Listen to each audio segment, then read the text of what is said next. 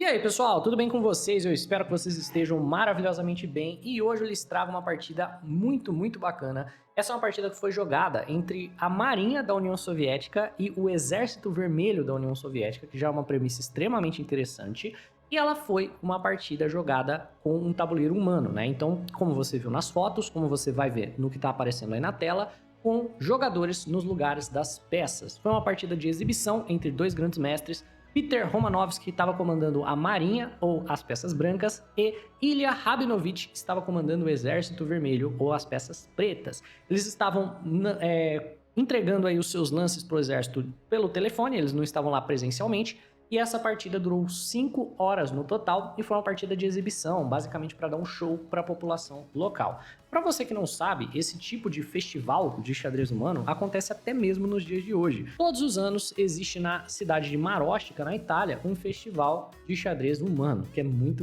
interessante. Felizmente essa partida foi publicada, então nós temos acesso ao PGN, então bora analisar. A partida começa com E4, E5, cavalo em F3 ameaçando o peão de E5 e cavalo em C6 defendendo o peão, e bispo em C4. O jogador de brancas opta pela abertura italiana. Pretas jogam cavalo em F6, a defesa dos dois cavalos. O mais natural para as brancas é jogar o calmo e tranquilo D3 defendendo o peão de E4.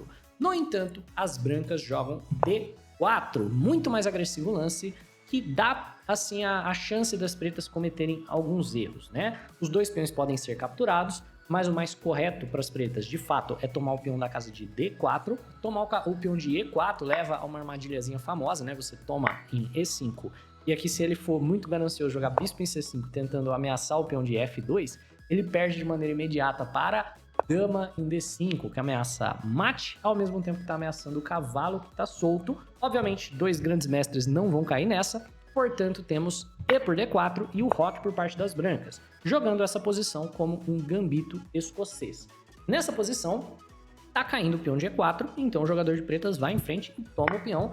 E, a princípio, para olhos destreinados, essa posição parece extremamente vantajosa para o jogador de pretas. Porque a única ameaça de fato que as brancas conseguem gerar, que é o torreão cravando o cavalo, pode ser muito facilmente coberta com o simples D5 que apoia o cavalo aqui na posição, ao mesmo tempo que ameaça o bispo. E o jogador de pretas tem um rei que está seguro, né? Não tem nenhum problema aqui, nenhum cheque para as brancas darem, e dois peões a mais. Parece que deu errado a abertura e as brancas estão perdendo, mas nada disso. As brancas têm uma sequência muito bonita. Talvez seja por isso que as brancas escolheram jogar essa variante, né, para dar um show para a população. Então as brancas seguem com dois lances que parecem impossíveis. O primeiro lance de aparência impossível é tomar o peão de D5, que está muito bem defendido. E esse lance tá fazendo o quê? Tá entregando o bispo? Não necessariamente, mas sim, claro, o bispo pode ser capturado, mas tem uma razão pela qual o lance foi jogado.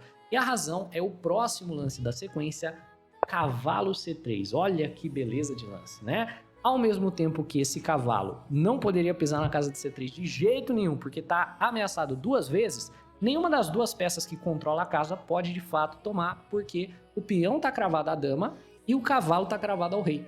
Portanto, o cavalo está dando um ataque duplo na dama e no cavalo e, por consequência, está forçando aqui o jogador de pretas a entregar o material de volta. Pretas tem que mover a dama, na sequência vai cair o cavalo. Então temos dama em D8 e cavalo por cavalo. Nessa posição, as brancas poderiam recuperar também o peão de D se tomassem de torre. Qual que é a questão?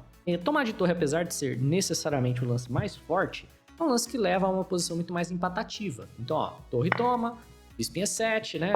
Cavalo toma, restabelecemos a igualdade material e agora a partida provavelmente vai para um final empatativo sem graça. E, pô, você já forçou os soldados a ficarem ali 5 horas no frio da Rússia, totalmente parados, né, para ser suas peças de xadrez. E você vai jogar uma linha de empate forçado? Pelo amor de Deus, né? Isso aí devia ser razão para demitir um cara desses. Mas tudo bem, tudo bem. O jogador de brancas vai para a linha mais interessante. Cavalo por E4. Muito melhor. Não recupera o peão, mas mantém o dinamismo da posição. Temos bispo em E7 por parte das pretas, desenvolvendo e preparando o roque. E dama em D3, alinhando a dama com a casa de H7 para tentar um ataque. O jogador de pretas faz o roque. E aí vem cavalo em G5, que era a razão do dama D3 em primeiro lugar. A dama e o cavalo ameaçam a casa de H7. E, obviamente, o jogador de pretas tem que defender o checkmate, portanto, ele tem que enfraquecer o seu rei movimentando peões na frente dele. Vem então peão em G6 por parte das pretas. E as brancas então seguem desenvolvendo com o bispo em F4. Vem então bispo em F6, né? Já que eu joguei o G6 e enfraqueci casas ao redor do meu rei, eu vou fingir que isso foi um fianqueto e vou colocar o bispo em G7 de qualquer forma. E as brancas jogam dama na casa de C4, provavelmente antecipando o bispo em F5. Então, o jogador de pretas joga bispo em G4, já que ele tem um peão a mais, ele está buscando a troca de peças e é justamente o que acontece após o H3, questionando o bispo. O bispo veio com total intenção de tomar o cavalo, então nós temos bispo por cavalo, cavalo por bispo e dama em D7, preparando para trazer a torre para D8. Torre em D1, colocando a torre na cara da dama e gerando uma cravada no peão de D. O jogador de pretas que está na cruzada para trocar peça, joga torre E8 para trocar torre. As brancas aceitam a troca, então jogam torre por torre, e nessa posição o jogador de brancas comete um erro de cálculo, porque parece que a gente pode usar da cravada para ganhar o peão da casa de D4. Então tem um lance de aparência muito bacana, que é um lance bispo em E3, e é justamente o que é jogado. Bispo em E3 parece que ganha o peão, ou no mínimo parece que força algo como torre em D8, ao ponto que a gente segue pressionando, aproveitando que a torre está na cara da dama, joga C3, por exemplo, e em algum momento a gente vai recuperar esse peão extra que a gente não quis recuperar na abertura. O problema que não foi antecipado pelas brancas é dama em E6. Esse lance é muito forte e está forçando a troca de damas. Só que é mais problemático ainda, porque você não está só forçando a troca de damas, como você vai manter o peão. Por que a troca de damas é forçada? Porque você tem que tomar. Você tem que tomar porque se você movimentar a dama, por exemplo, você vai perder o seu bispo de graça, ele saiu da cravada. Então você tem que tomar. Mas beleza, depois que você tomou, por que é que você não pode recuperar o peão? Ele está ameaçado 3 vezes e ele está defendido apenas 2. Tá aí o erro de cálculo do jogador de brancas. Capturar esse peão vai levar a torre D8. Então, por exemplo, cavalo por peão, torre D8, perdeu o cavalo. Né? O cavalo está totalmente cravado. A torre, ele não consegue sair defendendo a torre. Mesmo que você jogue C3, por exemplo, vai vir um E5. Já era, né? Você vai perder a torre. Você pode sair atirando, né? Sair capturando o cavalo. Torre toma cheque. E agora a gente tem um final completamente ganho para as pretas. Por consequência, depois da troca de damas, pretas só estão no final com um peão a mais. E esse peão vai avançar, causando problemas. Bispo em F4, E5. Torre 1, cravando o peão, beleza.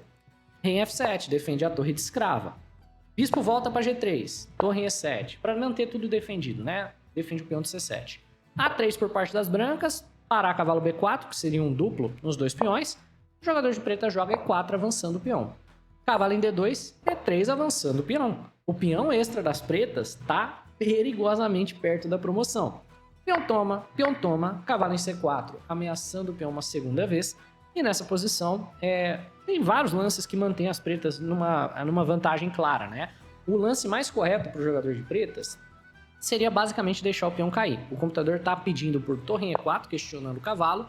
E, por exemplo, depois de cavalo por peão, você toma o peão da casa de B2, depois o peão de A cai, e você tem uma maioria de peões de ala da dama extremamente saudável. No entanto, o jogador de pretas desespera e ele avança esse peão cedo demais. Ele deveria ter jogado ou torre em E4, ou, por exemplo, bispo G5 defendendo o peão também é um lance que mantém a vantagem, né? Só que ele joga E2.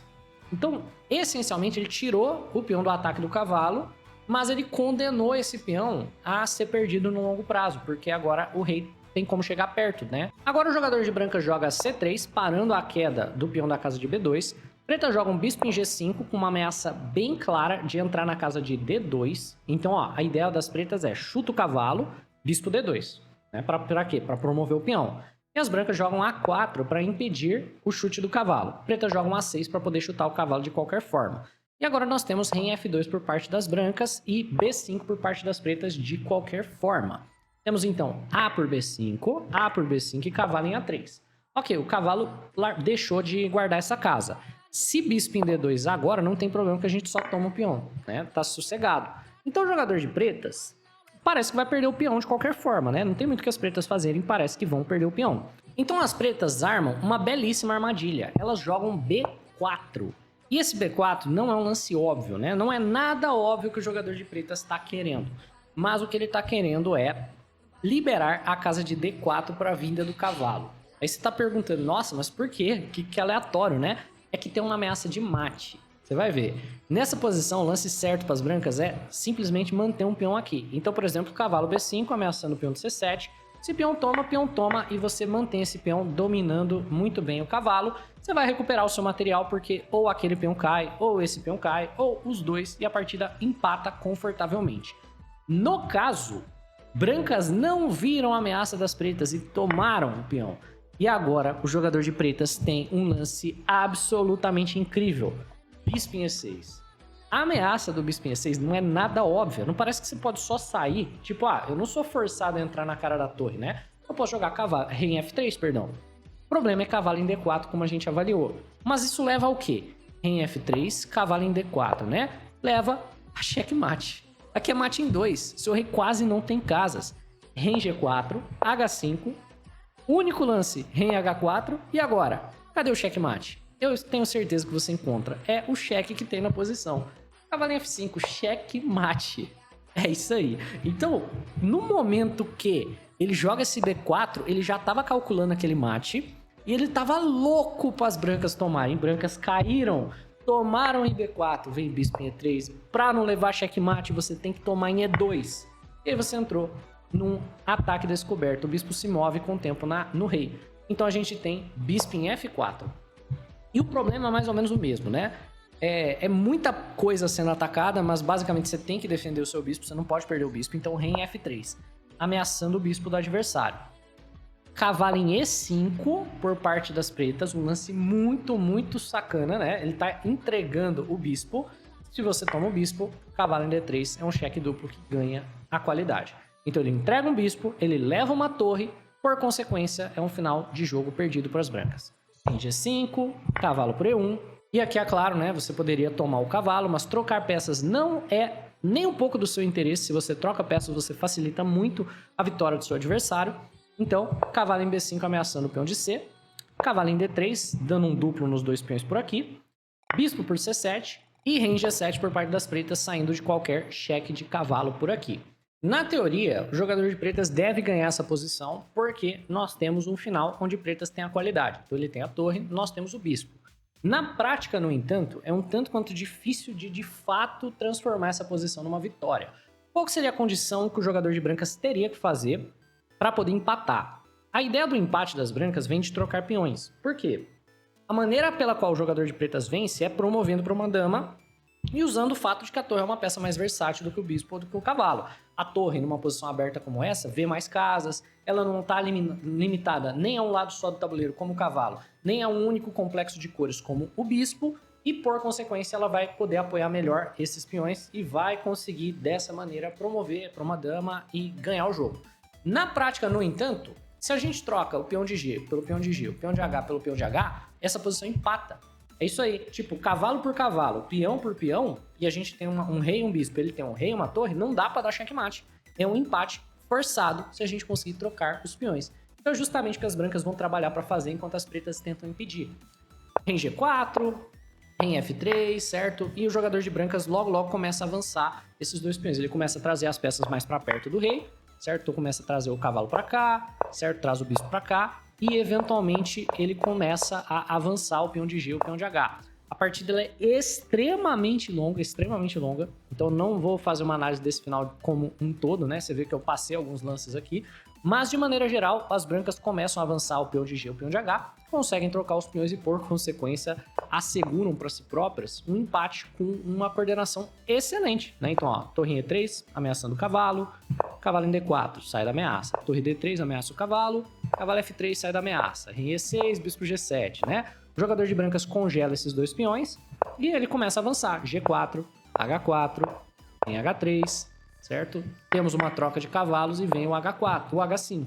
E a ideia para as brancas aqui é simples, né? As brancas querem trocar os peões. O jogador de pretas aproxima o rei, que acaba sendo um erro porque permite H por G6, rei em H4, vai permitir rei em G5. Aqui, por exemplo, esse lance parece bom, mas tem bispo em H6, que as pretas não viram. Então, vai acabar permitindo, né, a possibilidade aqui da troca do peão. Então, é justamente o que acontece, né? O jogador de pretas acaba ganhando o peão, mas as brancas fazem um bloqueio e o peão de G jamais poderá avançar sem ser perdido. Então, rola mais alguns lances aqui, o peão é perdido e os dois lados concordam em um empate por falta de material, né? Rei e torre contra rei e bispo é um empate, não tem o que fazer. Essa partida durou 5 horas no total. É isso, pessoal. Caso você tenha achado essa partida interessante, deixa o like no vídeo, se inscreve no canal, um abraço e até a próxima!